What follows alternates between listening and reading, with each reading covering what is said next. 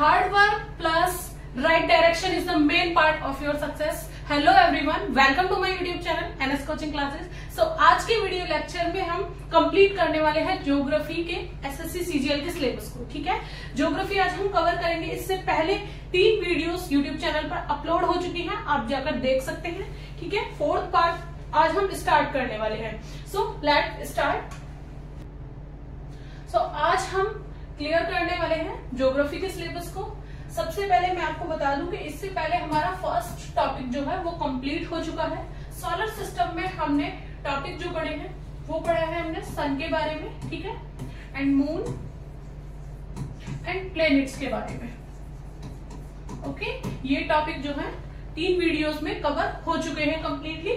अब सेकंड आज का जो हमारा कंटेंट है वो है ये, ठीक है, the earth. First is rotation of earth, second is revolution of the earth, third is season and fifth is eclipse, ठीक है, fourth and fifth is latitude and longitude। ठीक है, आज का कंटेंट हमारा ये होने वाला है। सबसे पहले आप इसको नोट कर लीजिए। ओके, तो ज्यादा देर ना करते हुए आज के लेक्चर को स्टार्ट करते हैं। First is the earth. ठीक है, अर्थ के बारे में यहाँ पर जितने भी नोट्स आपको मिलेंगे ना, यहाँ पर मेन पॉइंट जो है वो मैंने नोट किए हैं।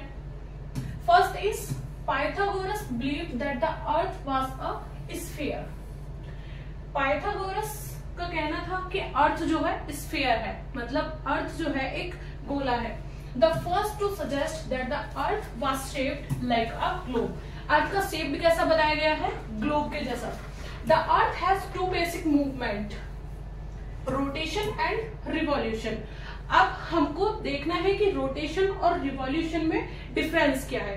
ठीक है, तो first rotation of earth.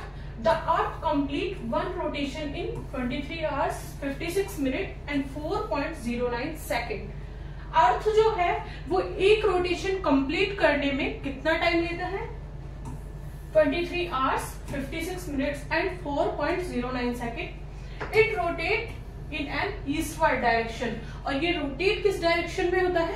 Just as सन के अपोजिट डायरेक्शन में। ठीक है, eastward direction. Point clear? The earth axis is tilted at an angle of 23.5 degree from a perpendicular to the elliptical plane. अगर बात करें इसके तल पर इसके झुकाव की, तो ये अपने अक्ष पर 23.5 डिग्री कोण पर झुकी हुई है। ठीक है, next point is the velocity of earth rotation varies depending on the distance of a given place from the equator. अब देखिए, बात करते हैं थोड़ी सी इक्वेटर के बारे में, जान लेते हैं। देखिए, ये है अर्थ, ओके, और ये जो पॉइंट है बिल्कुल मिडिल लाइन जो है ये है इक्वेटर। ओके, ये अर्थ को एक तरीके से 2 पार्ट में डिवाइड करती है, 2 बराबर पार्ट में। ठीक है, ये नॉर्थ पोल और ये है south pole. Point is clear? ये अर्थ है, ठीक है, और अर्थ को 2 बराबर भागों में जो बांट देती है लाइन, ठीक है, उसको भूमध्य रेखा बोलते हैं। और ये अपर वाला पार्ट जो है ये है नॉर्थ पोल, नॉर्थ हेमिस्फीयर है, और यहाँ पर है साउथ हेमिस्फीयर। ठीक है, और ये जो पोर्शन है ये है Tropic of Cancer. Okay, Tropic of Cancer means that कर्क रेखा। ठीक है, ये हो गई कर्क रेखा, और ये है मकर रेखा, ट्रॉपिक ऑफ कैप्रिकॉर्न।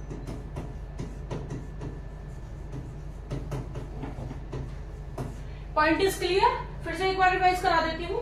ये है अर्थ, ठीक है, इक्लाइन भूमध्य रेखा जो है वो इसको 2 पार्ट में डिवाइड कर देती है, 2 बराबर पार्ट में। अपर वाला पार्ट जो है ये है नॉर्थ पोल और ये है साउथ पोल। ठीक है, अपर वाले पार्ट में ये जो लाइन मिडिल से जा रही है, ठीक है, इक्वेटर के जस्ट ऊपर से ये है ट्रॉपिक ऑफ कैंसर, ठीक है, कर्क रेखा जिसको बोलते हैं, और ये है मकर रेखा। ठीक है, और यहाँ पर ये है आर्कटिक सर्कल,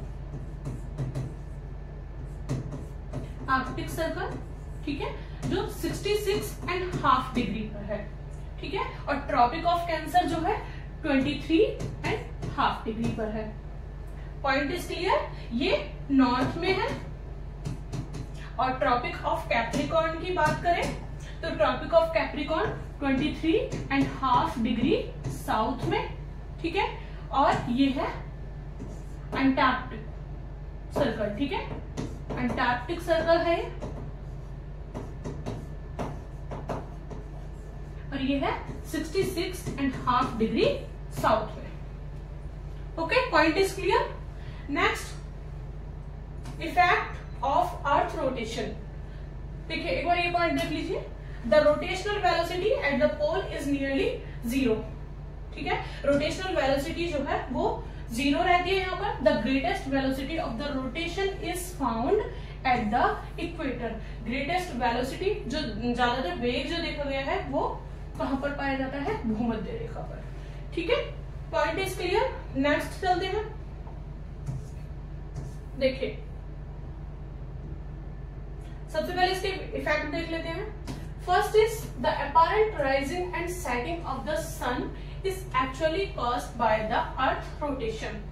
सूर्य का उदय होना और अस्त होना, ठीक है, ये अर्थ की रोटेशन के एक कारण है, ठीक है, which result in alternate appearance of day and night everywhere on the earth's surface। पृथ्वी पर दिन और रात जो होते हैं, ठीक है, और सन के राइजिंग और सेटिंग, ये सभी किस वजह से होते हैं? अर्थ रोटेशन, अर्थ रोटेशन, ठीक है। Point is clear. Next is rotation of the earth is also responsible for the difference in time between different place on the earth। आप जानते हैं कि अर्थ पर सभी जगह एक जैसा टाइम जोन नहीं होता है, ठीक है। जैसे कि आप देखेंगे कि ग्रीनविच लाइन की बात करें तो ग्रीनविच लाइन में 5.5 घंटे पीछे की टाइमिंग होती है, ठीक है। तो यहाँ पर इस पॉइंट को आगे डिस्कस करेंगे। आप जानते हैं कि अर्थ पर सभी प्लेसेस पर टाइम जोन अलग अलग है, ठीक है। तो उसका कारण क्या है? Rotation of the earth. Rotation cause the working of the Coriolis force. मतलब यहाँ पर कौन सा बल कार्य करता है? कॉरियोलिस बल, ठीक है। Which result in the deflection of the wind and the ocean current from there normal path.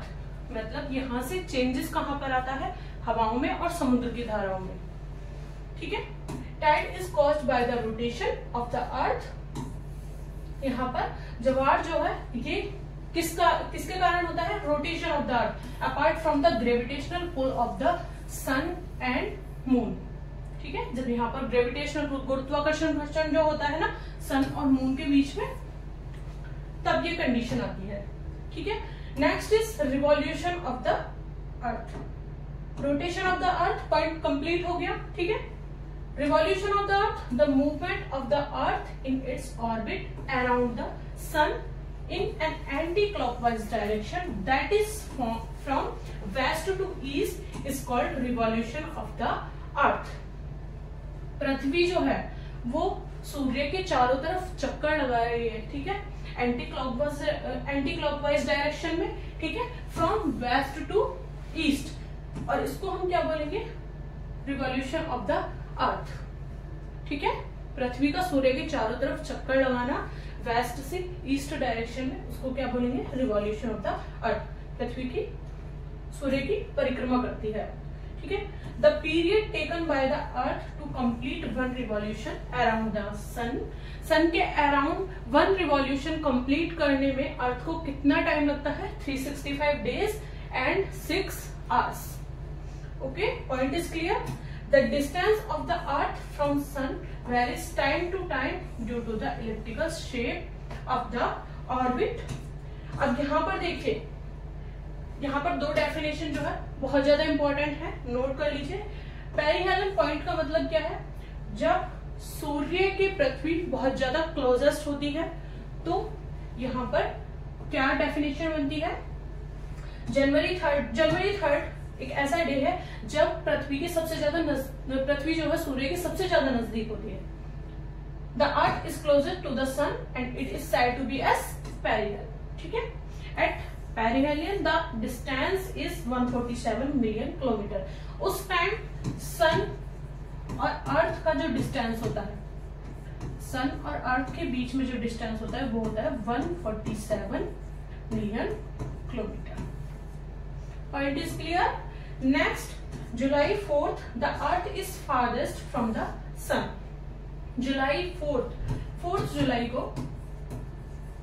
4th जुलाई ऐसा डे होता है जब सूर्य पृथ्वी से काफी ज्यादा, पृथ्वी जो है सूर्य से काफी ज्यादा दूर होती है, ठीक है। तो इसको हम क्या बोलते हैं, एफीरियन।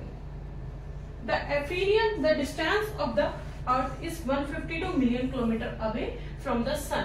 उस वक्त सन से अर्थ का डिस्टेंस क्या होता है, 152 million kilometre. Okay, point is clear. Next, ये इतना क्लियर हुआ। एक बार मैं फिर से रिवाइज करा देती हूँ, रफली आप देख लीजिए। देखिए, रोटेशन ऑफ अर्थ, अर्थ के रोटेशन का मतलब क्या है, अर्थ सूर्य का जो एक रोटेशन जो अपने अक्ष पर जो एक रोटेशन कंप्लीट करती है उसमें कितना टाइम लगता है इसको, 23 घंटे 56 मिनट और 4 सेकंड, ठीक है। जो ईस्टवर्ड डायरेक्शन में ये रोटेट होती है opposite to the apparent movement of the sun, और अपने अक्ष पर जो है 23.5 डिग्री कोण पर ये झुकी हुई होती है, ठीक है। The velocity of the earth rotate varies depending on the distance of a given place from the equator. The rotational velocity at the pole is nearly 0। The greatest velocity of the rotation is found at the equator. Equator पर जो है सबसे ज्यादा greatest, मतलब सबसे ज्यादा वेग देखा जाता है, ठीक है। ये सभी पॉइंट क्लियर हो गए हैं। आगे चलते हैं। देखिए, effect of revolution of the अर्थ, इसके इफेक्ट क्या है। फर्स्ट, साइकिल ऑफ सीजन, ठीक है। ऋतुओं में जो चेंज आता है वो देखा जाता है इसमें। Variation in length of days and night, रात और दिन में फर्क हो जाता है। और second, variation in distribution of solar energy over the earth and the temperature change, ठीक है। मतलब सोलर एनर्जी जो है, जो अर्थ पर जा रही है, उसमें टेम्परेचर में भी चेंजेस आते हैं जगह के हिसाब से। वो कैसे, देखिए, season, the season are caused due to the combined effect of the earth revolution। ध्यान से देखिएगा, season are caused due to the combined effect of the earth revolution and the tilt of its axis in the same direction throughout the year। The 4 season are spring, summer, autumn and winter, ठीक है। ये 4 season है, most important, याद रखिएगा। The earth is moving around the sun on its tilt axis। देखिए, अर्थ जो है वो मूव करती है अपने अक्ष पर जो झुकी हुई है सन की तरफ, ठीक है। It varies when observed on a daily and monthly basis at different time of the year। On 21st March and 23rd September, the sun rises precisely in the east and sets exactly in the west, ठीक है।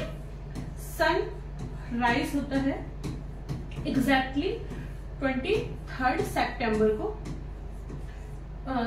21st, देखिए 21st मार्च को sun rise होता है exactly कौन सी direction में, east में, ठीक है, east direction. And the next thing, 23rd September, 23rd सितंबर को सन सेट होता है एग्जैक्टली वेस्ट डायरेक्शन में, ठीक है, वेस्ट डायरेक्शन में। Point is clear. Next point is equinox. देखिए, during the equinoxes the period of daylight and darkness are equal all over the world। Point समझ में आया। the period of daylight and darkness are equal all over the world। it happens on 2 days of the year। ऐसा सिर्फ year में 2 दिन ही होता है, 21 मार्च को एक तो, ठीक है, 21st March and second is 23rd सितंबर, ठीक है। On 21st March the sun is directly overhead at the equator। मतलब भूमध्य रेखा के बिल्कुल सर पर होता है सूर्य, ठीक है। This position of the sun is called spring equinox. Point clear है, आगे बढ़ते हैं। Next is on 23rd September the sun is directly overhead on the equator and it is called autumnal equinox, ठीक है। नेक्स्ट इज solstice, ठीक है। solstice का मतलब क्या है? is the one of the 2 dates in the year on which the sun reach greatest altitude north or south of the equator and is directly overhead along one of the line of the tropics। इसका मतलब क्या है exactly? देखिए ये earth है, ये हो गया इक्वेटर, ठीक है, पहले भी समझा चुकी हूं मैं। तो इस टाइप पर क्या होता है कि सन किसी एक लाइन पर होता है, या तो ट्रॉपिक ऑफ कैंसर लाइन पर होगा, ठीक है, या फिर ट्रॉपिक ऑफ कैप्रिकॉर्न, ठीक है। Solstice is one of the 2 dates in the year on which the sun reaches greatest altitude north or south of the equator and is directly overhead along one of the line of the tropics। In lines की बात की जा रही है, ठीक है। ये north pole है और ये साउथ पोल है। Next summer solstice on June 21st the earth is so located in its orbit that the sun is overhead on the tropic of Cancer। यही बात मैंने आपको बताई है यहाँ पर, देखिए 23.5 डिग्री नॉर्थ पर, 23.5 डिग्री नॉर्थ पर होता है, ठीक है। The day 21st June is known as summer solstice। Next is on this date the northern hemisphere is tipped toward the sun having the longest day, ठीक है। यहाँ पर सबसे ज्यादा बड़ा दिन होता है, ठीक है, कब? 21st जून को। While southern hemisphere is tipped away from the sun having the shortest day। क्यों? क्योंकि यहाँ पर ट्रॉपिक ऑफ कैप्रिकॉर्न मतलब मकर रेखा पर यहाँ पर सबसे छोटा दिन होगा, ठीक है, शॉर्टेस्ट डे, ठीक है। बिकॉज ट्रॉपिक ऑफ कैंसर के यहाँ पर ओवरहेड पर होता है सन, इस वजह से यहाँ पर सबसे बड़ा दिन और यहाँ पर सबसे छोटी रात होती है। Next point is on that day the north pole is inclined और tilted toward the sun, it therefore experiences complete light for 24 hours। The south pole is tilted away from the sun, so it is in complete darkness for 24 hours। इसलिए ही north pole पर 24 घंटे light होती है, ठीक है, और यहाँ south pole पर 24 आवर्स जो है वो डार्कनेस रहेगी, ठीक है। Point is clear. Next winter solstice. The sun is overhead on the tropic of Capricorn. अब बात की जा रही है विंटर सोल्स्टिस की, ठीक है। The Tropic of Capricorn 23.5 degrees south, the day December 22 is known as winter solstice। The greater part of the southern hemisphere gets the direct ray of the sun, so the day are long and the night are short here। अब condition थोड़ी सी बिल्कुल opposite आ गई है। अब यहाँ पर क्या होगा, जो ये साउथ पोल होगा, देखिए 22 दिसंबर, यहाँ पर ये इस वाले पॉइंट की बात की जा रही है, ठीक है। साउथ पोल पर क्या होगा, अब the sun, so the day are long and the night are short here. In the northern hemisphere the night are longer. अब नॉर्थ हेमिस्फीयर पर क्या होगा, नाइट जो है वो काफी ज्यादा लंबी होगी, ठीक है। The southern hemisphere has summer, the northern hemisphere has winter, ठीक है। अपोजिट कंडीशन हो जाएगी। फिर से एक बार समझा देती हूँ।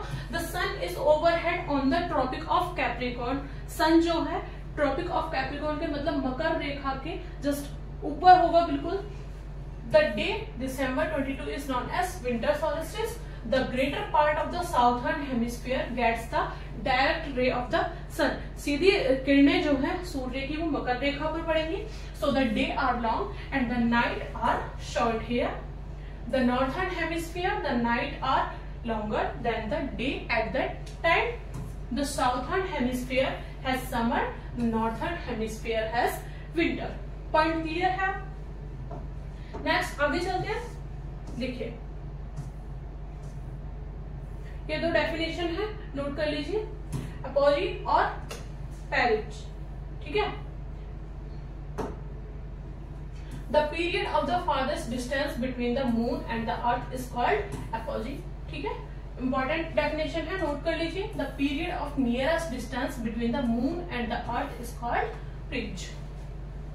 Next is Eclipse. ठीक है, ग्रहण के बारे में बात कर लेते हैं थोड़ी। An eclipse is a complete और partial obscuration of light from a celestial body and it passes through the shadow of another celestial body. The eclipse are of two types। two types eclipse होते हैं, lunar eclipse और solar eclipse। First, it is the situation when the earth comes between the sun and moon। lunar eclipse कब होता है? जब अर्थ जो है वो सूर्य और चंद्रमा के जस्ट बीच में आ जाती है। ठीक है। सोलर इक्लिप्स की बात करें, it is the situation when the moon comes between sun and earth. यहाँ पर मून जो है, चंद्रमा जो है वो सूर्य और पृथ्वी के बीच में आ जाता है, तो क्या होता है? Solar Eclipse. It occurs only a full moon day, but it does not occurs on every full moon। ठीक है, because the moon is so small and the plane of its orbit is tilted about 5 degree with respect to the earth orbital plane। ये चंद्र ग्रहण और सूर्य ग्रहण के बारे में दो पॉइंट दिए गए, डिफरेंस है इनके बीच का। ठीक है, ये नोट कर लीजिए, इंपॉर्टेंट है। The occurrence only on a new moon day, but it does not occurs on every new moon day because of the inclination of the moon orbital plane। ये दोनों पॉइंट्स क्लियर हो गए। Next आगे देखते हैं। Next अब देखते हैं लैटिट्यूड एंड लॉन्जिट्यूड। देखिए, latitude is the angular distance of a point on Earth's surface from the center of Earth. They are measured in degrees. The latitude specifies a location distance north or south of the equator। ठीक है, अब longitude lines कौन सी होती है? Latitude. देखिए, ये जो lines हैं इनको क्या बोलेंगे? लॉन्जिट्यूड। ओके, क्लियर है। और ये जो लाइंस है ये है latitude. Point is clear. Important panel of latitudes, Tropic of Cancer 23.5 degree north in the northern hemisphere, means that ये जो मिडिल वाला पार्ट है ये तो हो गया इक्वेटर। ठीक है, इक्वेटर 0 डिग्री। ठीक है, और ये वाली लाइंस जो है ये है Tropic of Cancer 23.5 degree north. Point is clear. Next, Tropic of Capricorn 23.5 degree south in the southern hemisphere. ये है Tropic of Capricorn. Okay, 23.5 degree south. ठीक है, ये साउथर्न हेमिस्फीयर है और ये है northern. Point is clear. Arctic circle at 66.5 degree north of the equator. ये इक्वेटर है और यहाँ पर नॉर्थ में है Arctic circle. Arctic circle 66.5 degree north and Antarctic circle at 66.5 degree south of the equator। South of equator ये हो गया Antarctic circle 66.5 degree south। ठीक है, पॉइंट क्लियर है। Next, equator. Equator is an imaginary line running on the globe that divide it into two equal parts. देखिए ये equator जो है ये दो पार्ट में डिवाइड करता है, टू इक्वल पार्ट्स में आपको डिवाइड कर देता है. Northern half of the earth is known as the northern hemisphere. मतलब इक्वेटर के ये जो ऊपर वाला पार्ट है इसको बोलेंगे northern hemisphere, and southern half is known as the southern hemisphere. ठीक है, ये लोअर पार्ट जो है इसको क्या बोलेंगे, साउथर्न हेमिस्फीयर. ठीक है, सो आज के वीडियो लेक्चर में सिर्फ इतना ही. आई होप आपको ये सारे पॉइंट्स क्लियर हुए होंगे. नेक्स्ट वीडियो में मैं आपको कुछ और पॉइंट्स कराऊंगी. So thank you for watching this video. Like and subscribe.